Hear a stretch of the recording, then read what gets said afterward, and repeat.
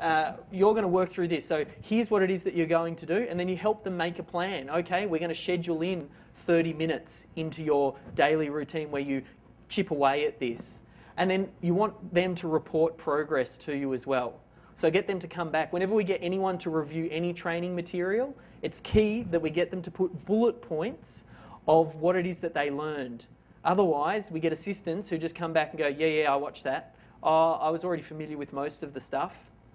There's no way for us to manage whether or not what was gained out of it. So we ask them to take bullet points of what it was that they learned.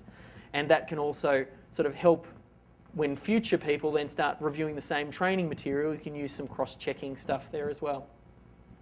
And then part of the training as well, we get people to go through our own DVDs. We run workshops like this where the team members come along, and 30DC. There's other online membership portals for VAs. And you know of one of these, don't you? There's a couple of... The best bet is just actually just Google virtual assistant training. There's a plethora of actual online membership programs that are actually designed to teach virtual assistants how to do certain things.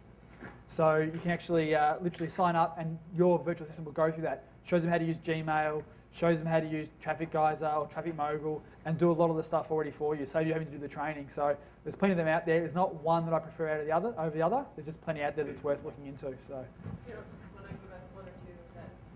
I'll email them through. Off the top of my head, I can't remember them. I think virtual trainer. I'll email you guys at the end of it. And for those who have the DVDs, it'll be in your workbooks, because I'll definitely shoot some through. So I think, obviously, I have my Edit Me area that we've built up over time, and that's a good place for someone to start. But if you don't have that yet, and it's something that you'll probably work towards over time, but if you don't have that in place yet, then you can have a look at sending them to the 30-day challenge, some of those websites that Pete was mentioning as well. Then we've got team meetings, and team meetings, we run these on more of a monthly or couple of months basis, and there's some of my other team members, some of the ones that have actually moved on, but we started implementing our team meetings with that original group of our team, and that's the reason I had that photo up there, because that's where it actually started.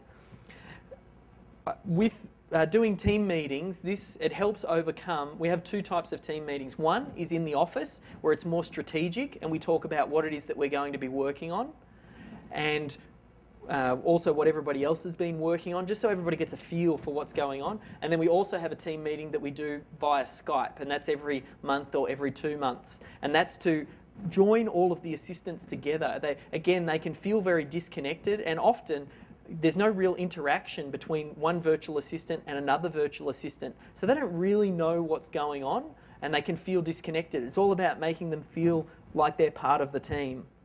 So it helps overcome the space gap, and it helps them to know where they fit, because there's an overall picture that's going on, and you want them to understand, when I write an e-zine article and it gets published here, the reason I am doing that is because it is going to help promote this part of the site, or it's part of this component of the SEO method, or whatever it may be. You want them to understand where it is that they fit in the overall picture. As I said, every month or so, they're usually about 45 minutes long, and the usual standard process for what we go through, first I'll talk about what I've been working on and what's going on in the business as a whole.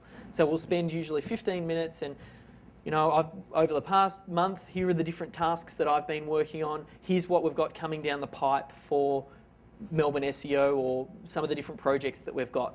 Then we throw it open to the team, and each team member gets an opportunity to talk about for a few minutes what they've been working on.